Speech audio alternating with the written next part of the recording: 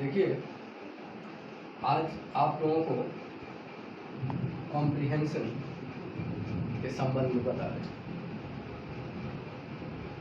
ऊपर में देखिए, जो यहाँ हमने लगाया है 3 दाग, ये एक तरह से इसको कहते हैं सिलेबस। एक जो वर्ड होता है वो कितने टुकड़े में बना होता है,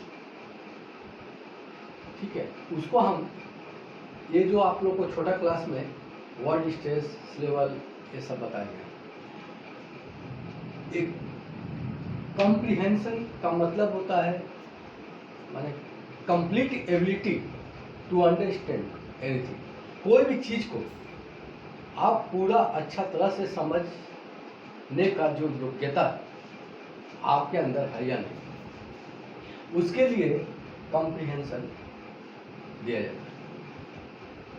ये कॉम्प्रिहेंशन 2 तरह के हो सकते हैं। एक जो आपके बुक में है, टेक्स्ट बुक में है, और एक वो है जो आपने पढ़ा नहीं,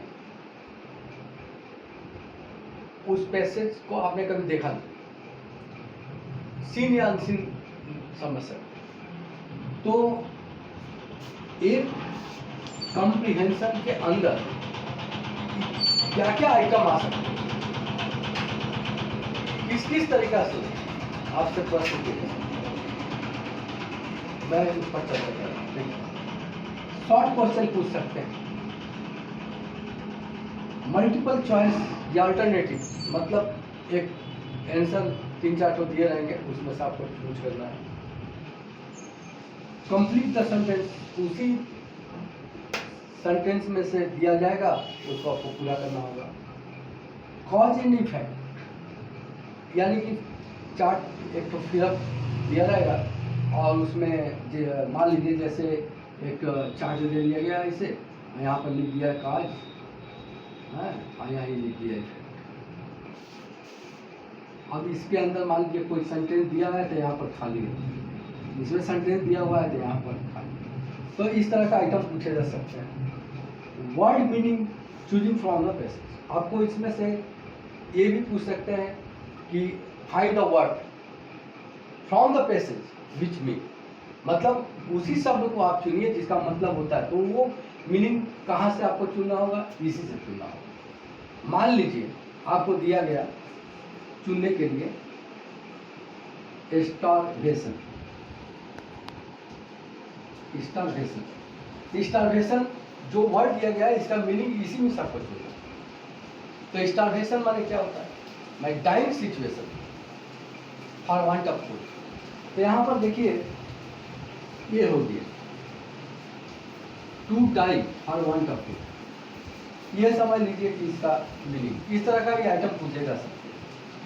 आपसे 2 फॉल्स स्टेटमेंट्स पूछे जा सकते हैं, यानी कि इसमें से जो फॉल्स कुछ सेंटेंस दिए जाएंगे, ट्रू रहेंगे, फॉल्स रहेंगे, ये पूछे जाएंगे। आइटम सीक्वेंस पूछा जा सकता है। अगर आपका पैसेज बड़ा है, स्टोरी है, चाहे कोई भी एक घटना, ढेर सारे उसमें सीरीज ऑफ इवेंट्स हैं, तो आपसे 5-6 सेंटेंस यानी कि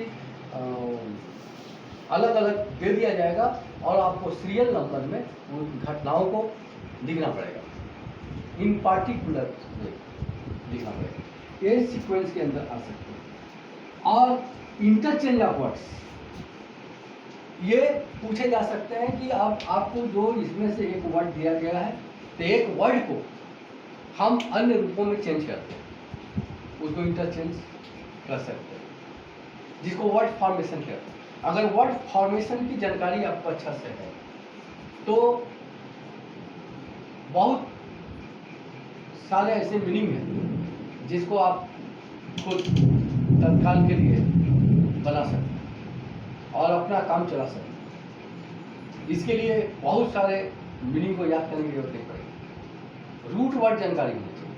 अब एक एग्जांपल देखते हैं कि मान लीजिए जैसे कि शॉर्ट, SH वर्ड की शॉर्ट, अगर एक वर्ड है, ये रूट वर्ड है, तो हमको जरूरत के हिसाब से इसको वर्ब बना सकते हैं, नाउन बना सकते हैं, एडवर्ब बना सकते हैं, एडजेक्टिव बना सकते हैं।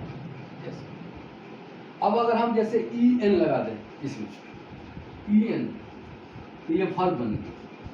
तो आप लोगों को जब पेशेंस दिया जाएगा तो ये बहुत कम पूछा जाता है, लेकिन ऊपर लेवल में जाइएगा तो आपसे पूछा जा सकता है।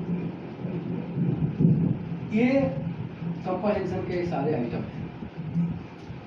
अब कंप्रहेंशन, जो कंप्रीहेंशन, इसको 100% अच्छा से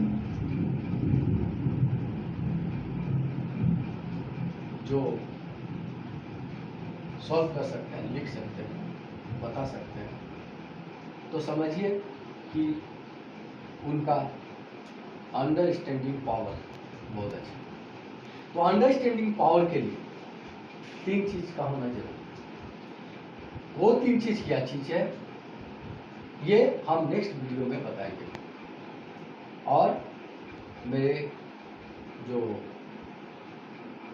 चैनल्स हैं उनको आप फॉलो करते रहिए, सब्सक्राइब करते रहिए, और एक एक करके मैं बताऊँ।